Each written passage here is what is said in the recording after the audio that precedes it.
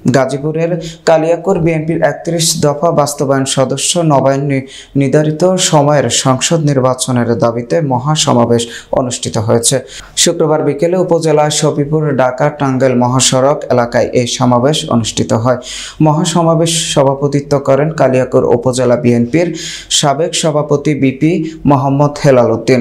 অনুষ্ঠান সঞ্চালনা করেন পৌর বিএনপির সাবেক সিনিয়র যুগ্ম সাধারণ সম্পাদক সাইজুদ্দিন আহমেদ।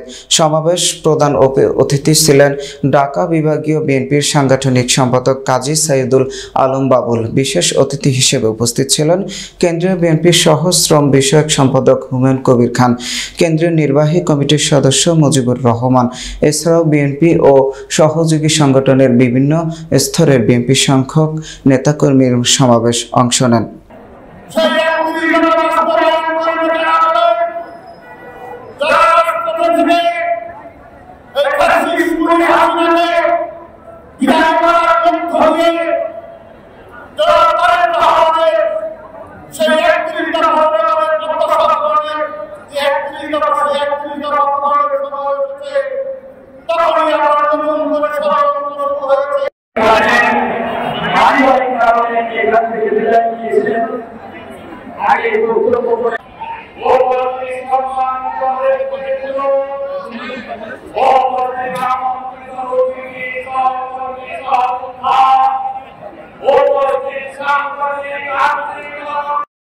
আমি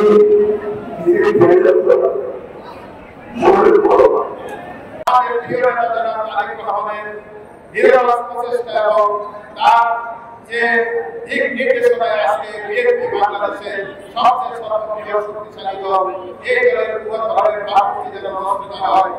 আমরা অবশ্যই আপনারা যেগুলো আপনাদের দাবি দেওয়া বা যেগুলো আপনাদের সমস্যা আপনারা দলের সর্বোচ্চভাবে আপনারা তুলে ধরতে পারেন।